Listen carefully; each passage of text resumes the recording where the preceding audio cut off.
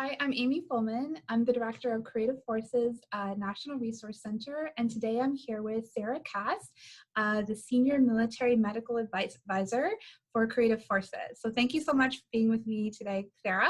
The Creative Forces Network established its creative arts therapy activities in partnership with military sites in 2012. So over the past 8 years, what have been the most important historical milestones on the clinical side? Yeah, thanks, Amy. Boy, there's so many. I think that without a doubt, one of the very first most important things was just expanding from the small program we had at the NICO in 2012 down to Fort Belvoir to see that what worked at the NICO, the National Intrepid Center of Excellence in Bethesda, the clinical work we were doing with creative arts therapists in that program worked at Fort Belvoir and was also impactful with that patient population. And I think just that small sort of lean experiment of can you take it someplace else and scale it demonstrated the value of this. And we were so fortunate to receive some additional funding in 2016 to allow us to expand to an additional 11 sites, I think, at that time.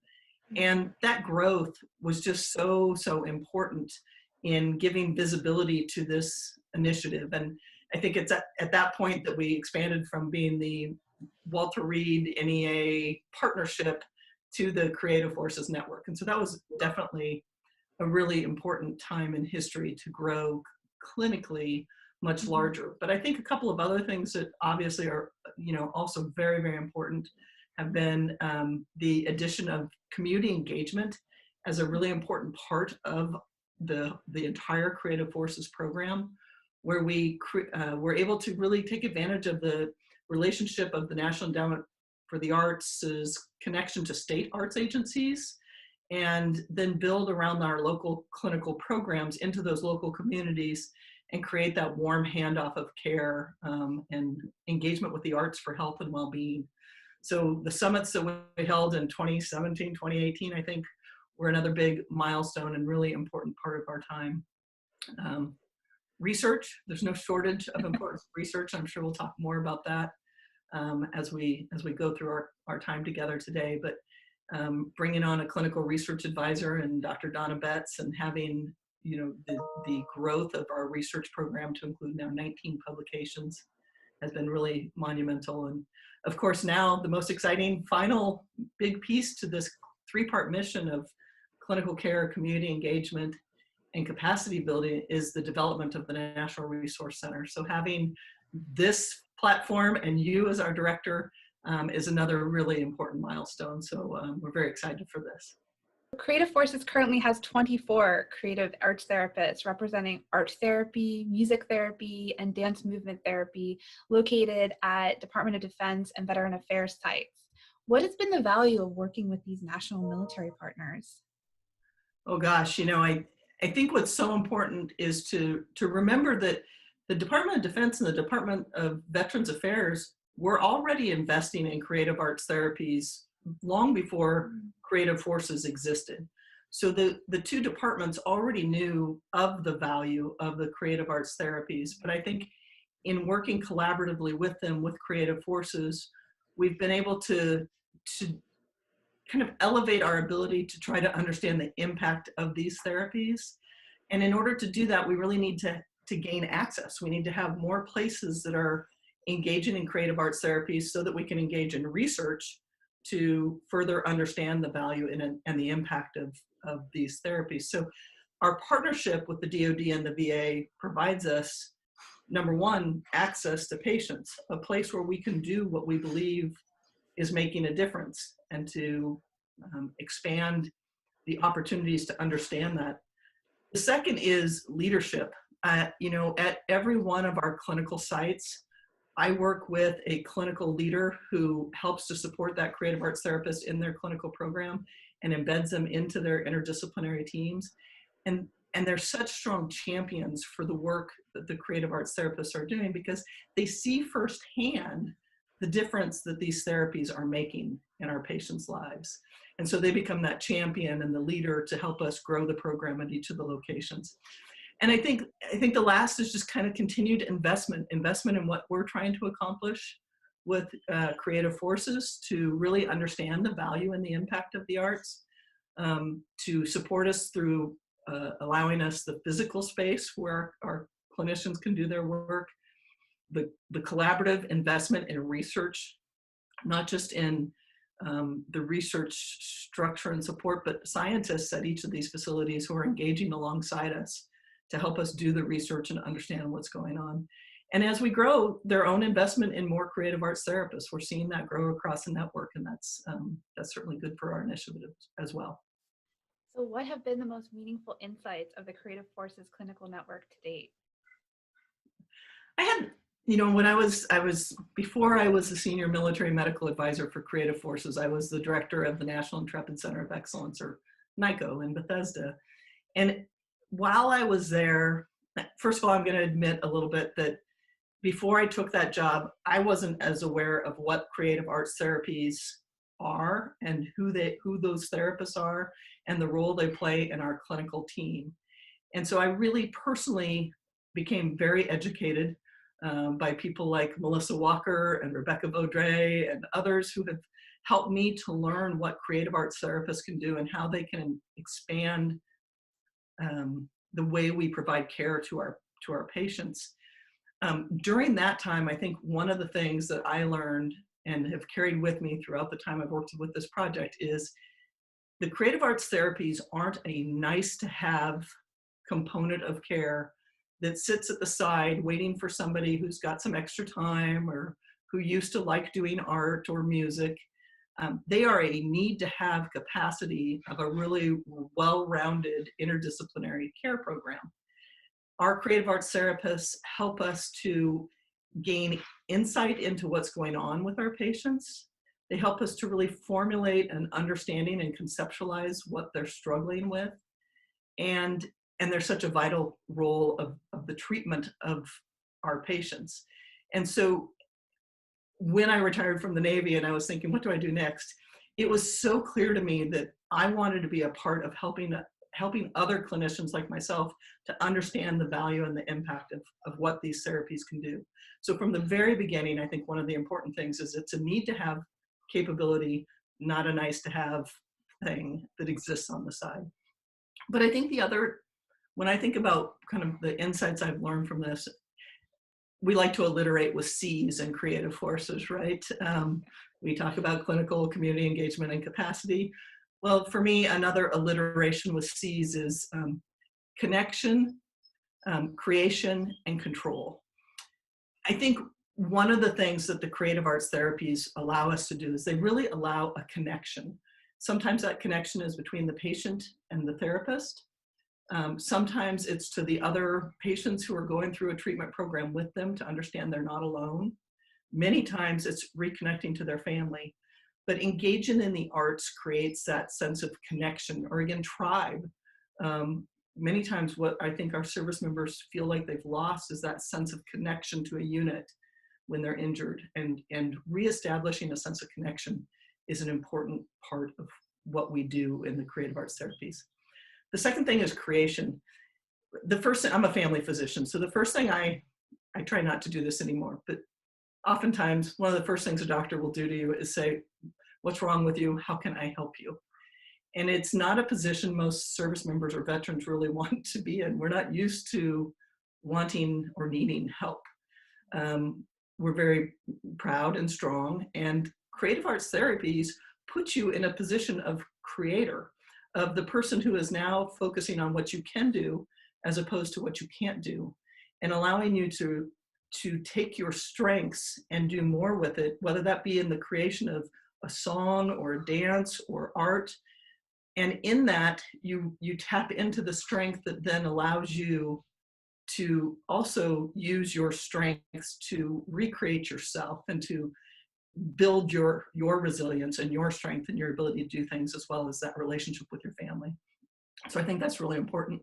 And the last is control. The arts give the creator control over their narrative and their ability to tell their story the way that they need to tell their story. And I think that's such an important part of, especially in the work with trauma and processing trauma, to be able to allow the individual to tell the story in a way that they feel comfortable with, that they can use in a trusting relationship with their therapist. But then that story that is shared in that environment can also then help them to tell their story to other therapists and engage more fully in other forms of therapy, maybe to tell their family, to help them to rebuild that family relationship. Certainly, I think we're learning a lot in the arts about the story it tells society about what we're dealing with. And that story is so important. And I think all of these things together are really the cornerstones of helping us to return people to duty or to help them transition to that new healthy life after their time in the military. So I think those are some of the most meaningful insights for me. We all know that the world has changed for everyone in the past couple of months. So how has Creative Force's clinical team been affected by and adapted to the COVID-19 environment? Yeah, it's a weird world nowadays, isn't it? Nothing quite feels like it did before, but I think one of the things that artists probably do probably better than many other professions I can think of is adapt, innovate, make sense of things, make meaning out of it. And I think our creative arts therapists have really tapped into that same spirit to not just their clinical side, but to their creative side of coming up with new ways to do things and new ways to be helpful. I think there's two really important parts of what we have done as a response to COVID. The first, we're very fortunate that we were, even before anybody knew the words COVID-19, we had partnered with the Rural Veterans Telerehabilitation Initiative, or RVTRI, out of Gainesville, Florida, the VA there in Gainesville. This program is supported by the Office of Rural Health for the VA. And it looks at how we can use telehealth to expand access out to rural veterans. And we had partnered with RVTRI to look at how creative arts therapies could be offered via telehealth, from a hospital to a patient at another hospital at a different location, or from a patient in a hospital to a patient at home, or I'm sorry, a provider in a hospital to a patient at home. And you know, it's not easy. There are things like latency on the sound when you're trying to do music therapy that are challenges, but they can be overcome, figuring out new ways to engage that patient in music therapy, looking to other interventions that maybe would be more helpful in that circumstance. And we were starting to learn about these things when COVID-19 hit. And so we very quickly, fortunately, with the support of that team in Gainesville, Florida, and the innovative nature of our own creative arts therapists, we went from having 2 sites that were doing telehealth to about 8 sites right away that were able to offer telehealth visits to their patients. And so I think that's such an important component of continuing care via teletechnology. And I think it's something that is here to stay. We may not be doing it forever as a 100% solution, but I think telehealth is something we're going to rely on more going forward. And so I think that continuing to build on that expertise is something that will be really important. And actually just this week, we were able to publish an article on music therapy via telehealth in the Journal of Rehabilitative Medicine. So it's exciting to be in this and be at sort of the front edge of how creative arts therapists are thinking about this. But I think the other part is about what I would call telearts engagement. Again, artists around the country, not in clinical settings, but just artists in general, are learning how to continue to give pottery lessons or painting lessons or engage people in ukulele or all kinds of different things to keep them engaged in the arts for health and wellness. And we need that now more than ever. And our own creative arts therapists have said this also is in their realm of what they can do.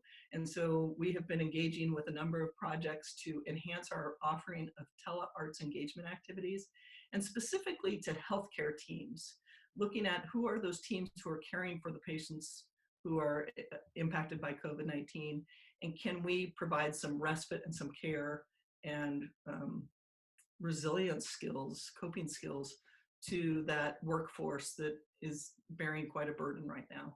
And so we've been, there's a project out of the National Intrepid Center of Excellence in Walter Reed called Project Oasis. And we've been really excited to be a part of Project Oasis and think about how we might engage even a wider network of our team across the nation to support healthcare providers, patients, former patients, whomever wants to take advantage of it through arts engagement. So that's been another exciting change. Knowing that the future is a bit uncertain at the moment, in 5 years, if Creative Forces continues to be successful in treating military-connected populations exposed to trauma, what will the clinical team have achieved? I think definitely the most important thing in our future for the next 5 to 10 years even is what we achieve with regards to research. That doesn't mean we don't continue to really focus our energies on delivering high quality clinical care and learning from each other across this network about how to do that even better than we're doing it now. Constantly, as you said, we are a learning endeavor. How can we learn more about how to do this better? And during that time, we must stay relevant with the clinical programs that are being offered. Again, if everything were to transition to telehealth and we weren't a part of it, then that we would lose our relevance and that would be a problem. So we have to stay clinically excellent and clinically relevant throughout this whole time. But I think for Creative Forces, the most important thing we can do is conduct exceptional research that helps to demonstrate the value and the impact of the creative arts therapies for the patient population we're engaging with, to support the idea that the DoD, the VA, the private sector continues to invest in these therapies and makes them more accessible to even more patients. So we'll need to be conducting some good, solid research studies around probably art and music therapy, dance movement therapy as we go forward, in prospective, hypothesis-based ways, using outcome measures that all clinicians recognize and can say, yes, that definitely is demonstrating that there is value there. If we can do that, if in 5 years I am maybe retired again and sitting on my boat and reading about Creative Forces, that will be the thing that we will have done to have really achieved success, is advance the research around the value of these activities. And that's alongside building out this clinic to community network and putting these resources out so that more people can learn from what we're doing in Creative Forces. We can't let our foot off the gas on the other things while we advance that research mission, but I think that's really going to be the most important thing we can do. Great. Thank you so much. Is there anything else that you'd like to add about your experience working with this network over the past, how long has it been now for you? Oh, 5 years, 7 years? 5 years directly, but 2 or 3 before that when I was on active duty. And Rebecca, our lead music therapist, always says, teamwork makes the dream work. And it's just so true. I mean, whatever it is in life that we're trying to improve, advance, it really doesn't happen by anybody making it happen by themselves. It's a heavy lift by a lot of people. And so I get to be the one today who sits here and tells you about great work that's being done. But my job is just to take the ripples out of the water so that the creative arts therapists in the field can do the amazing work. So for me, it's kudos to our team of creative arts therapists for all that they do, for their compassion, their creativity, and their excellence. And I can't think of a better job than to be able to work with Creative Forces. So thanks for giving me the chance to talk about it a little bit today, Aimee. Thank you so much. I too feel very honored to be part of this network, and I'm so excited that we have this National Resource Center that is bringing together all the wonderful work and really important insights together so that we can look at the patterns and continue to evolve as a network to expand the impact. So thank you so very much.